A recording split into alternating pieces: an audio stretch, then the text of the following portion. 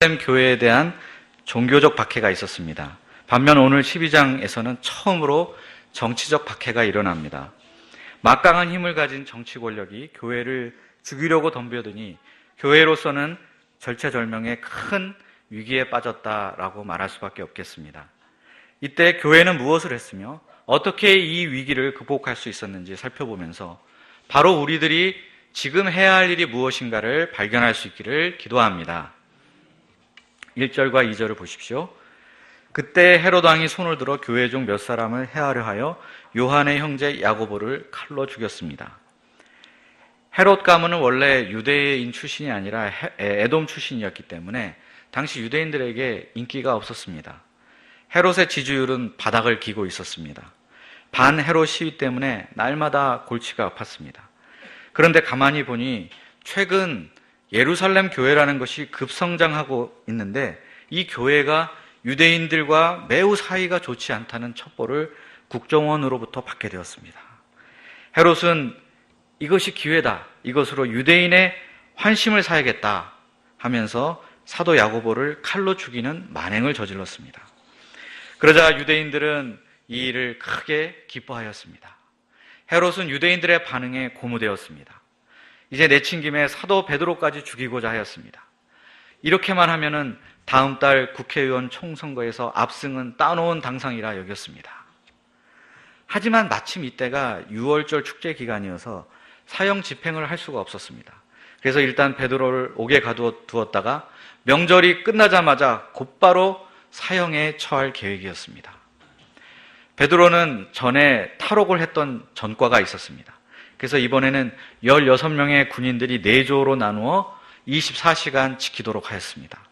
쇠사슬로 베드로의 온몸을 꽁꽁 묶어 놓았습니다. 심지어 잘 때도 베드로의 좌우에 군인들이 한 명씩 누워서 함께 잤습니다. 베드로가 이 상황에서 벗어날 가능성은 전혀 없었습니다. 베드로는 이제 죽음의 막다른 골목에 처하게 되었습니다. 이 사건은 예루살렘 교회 성도들에게 큰 충격이었고 큰 슬픔이었습니다.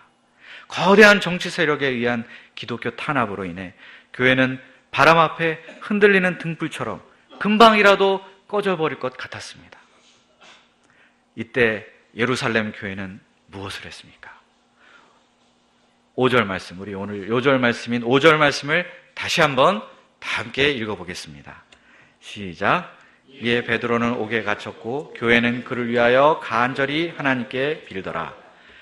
여기서 간절히라는 말을 원어로 보면 뜨겁다라는 말에서 유래된 말입니다.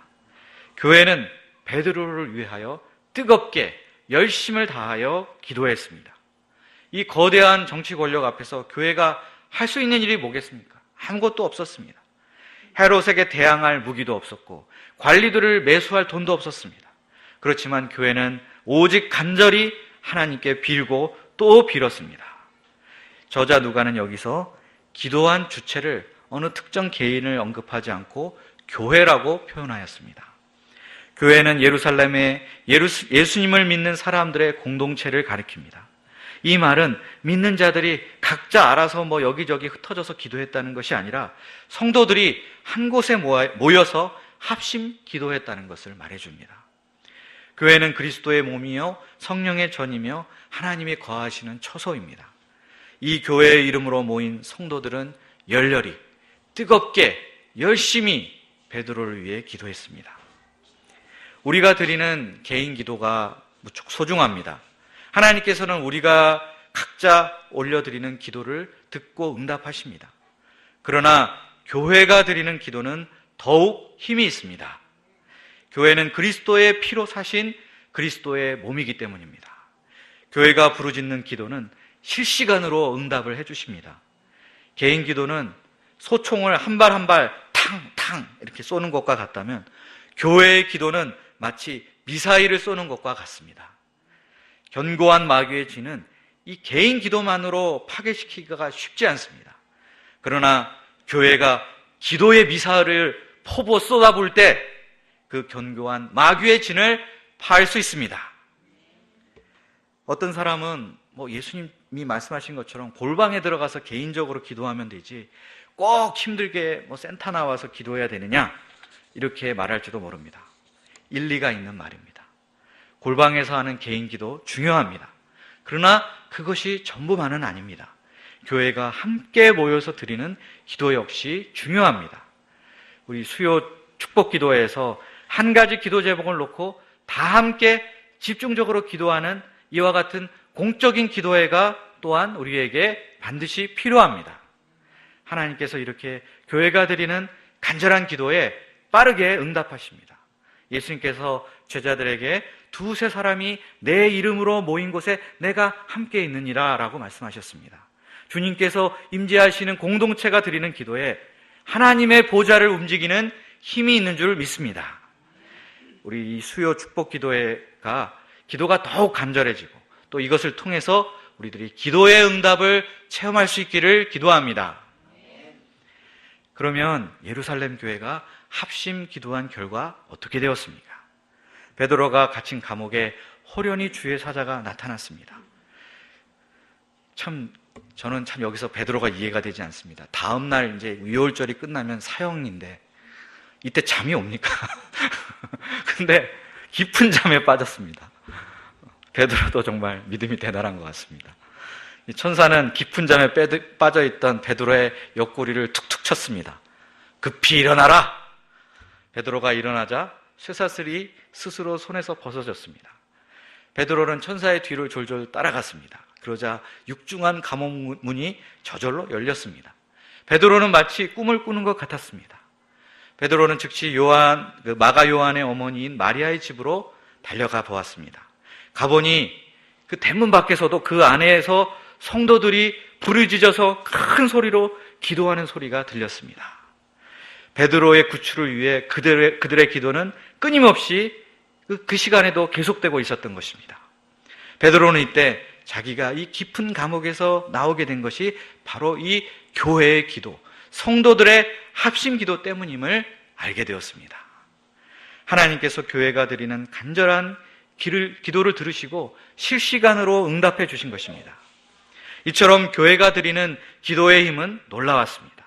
얼마나 놀라운지 당사자들, 그 기도한 사람들조차 믿기 힘들 정도였습니다. 베드로가 탕탕탕 문을 두드렸을 때 로데라는 어린 여자아이가 영접하러 나왔습니다. 베드로의 음성인 줄 알고 너무 기뻐서 그만 문을 열어주는 것을 깜빡하고 다시 안으로 들어가서 베드로가 왔어요! 라고 소리쳤습니다. 그러자 성도들은 어떻게 반응했습니까? 야, 네가 미쳤구나. 얼마나 베드로가 보고 싶었으면 헛소리가 다 들리겠니? 정신 차려라. 이렇게 말을 했습니다. 베드로가 계속 문을 두드리자 그제서야 문을 열어주었습니다. 그들은 베드로를 보고 심히 놀랐습니다. 간절히 기도하고 있었던 중임에도 불구하고 정말 이렇게 빨리 기도가 응답되리라고는 기대하지 않았던 것입니다. 그런데 하나님께서는 성도들의 합심 기도를 하나도 땅에 떨어뜨리지 않고 이렇게 속히 응답해 주셨습니다. 우리는 합심 기도를 통해서 옥에 갇혔던 베드로처럼 절망적인 상황에 처한 사람들을 도울 수 있습니다. 우리 주위를 돌아보면 우리들의 합심 기도가 필요한 사람들이 많습니다. 병이라는 그 질병이라는 옥에 갇혀 절망에 빠진 사람들이 많습니다. 오랜 투병 생활로 인해 몸과 마음이 다 지쳐있는 사람들이 있습니다. 그들을 위해서 우리들의 마음을 합하여 기도해야겠습니다. 물론 지금까지도 열심히 기도했지만 앞으로 더 간절히 기도해야겠습니다. 그러면 베드로가 옥에서 기적적으로 풀려난 것처럼 그분들도 병에서 기적적으로 노임을 받게 될 것입니다. 육신적인 병뿐만 아니라 정신적으로도 옥에 갇혀있는 사람들이 있습니다. 심한 우울증에 빠져서 삶의 의욕을 상실한 사람들도 있습니다. 여러 가지 심한 중독 증상에 빠져있는 사람들도 있습니다. 그래서 자기 힘으로는 도저히 그 안에서 헤어나올 수 없는 사람들이 있습니다. 그들을 위해서 우리가 또 합심하여 기도해야 합니다. 경제적 어려움에 늪에 빠져있는 사람들도 있습니다. 아무리 거기서 빠져나오려고 애써보지만 점점 더 가난의 깊은 수렁에 빠져드는 안타까운 상황에 처한 사람들도 있습니다. 그분들을 위해서도 교회가 합심하여 기도해야 합니다. 풀리지 않는 가정과 자녀들의 문제로 고생하는 분들이 있습니다. 또 어떤 분들은 이게 자녀 때문에 힘든 게 아니라 자녀가 없어서 힘든 분들도 있습니다. 기다리다 지쳐 낙심하고 있는 분들이 있습니다. 그들을 위해서 교회가 합심하여 기도해야 합니다. 신앙생활을 하다가 시험에 들어 영원히 옥에 갇혀 있는 리더나 양들이 있습니다. 그래서 신앙생활의 기쁨을 다 잃어버리고 그냥 뜨거운 태양열에 시들어진 잎처럼 축 처진 사람들이 있습니다. 교회는 영원히 옥에 갇혀 있는 성도들을 위하여 합심하여 기도해야 합니다. 이것은 교회의 특권이요 사명입니다. 지난주 월요일부터 김모세 목자님의 긴급 소집에 의해서 매일 밤 9시부터 몇몇 분들이 모여서 합심 기도회 단을 쌓고 있습니다. 이 기도회를 뭐라고 불러야 할지 모르겠습니다. 아직 이 기도회에 이름조차 없습니다. 그냥 9시가 되면 저절로 이렇게 스르르 모입니다. 이 기도회에서는 육체와 정신과 영혼이 감옥에 갇힌 것처럼 절망적인 상황에 놓여 있는 분들을 위해 집중적으로 중보기도하고 있습니다. 힘든 하루 일과를 마치고 피곤한 학사 목자님들 중에도 오시는 분이 계시고 또 정신없이 저녁을 치우고 오신 사모님도 계십니다. 기도 제목을 간단히 나눈 후에 동그랗게 무릎 꿇고 돌아가면서 간절히 기도를 합니다. 한 사람 한 사람의 상황을 들어보니까 정말 긍휼히 여기는 마음이 들고 기도하지 않을 수 없게 됩니다. 기도를 마치고 나면 근데 참 허리도 아프고 발도 저리고 무릎도 쑤십니다. 기도가 노동이라고 했던 옛날 수도원의 표가 왜 생겼는가 이해가 갑니다. 그런데 지난 주일에 이 기도회에서 집중적으로 기도했던 세 사람이 예배에 잘 안 오다가 다 왔습니다.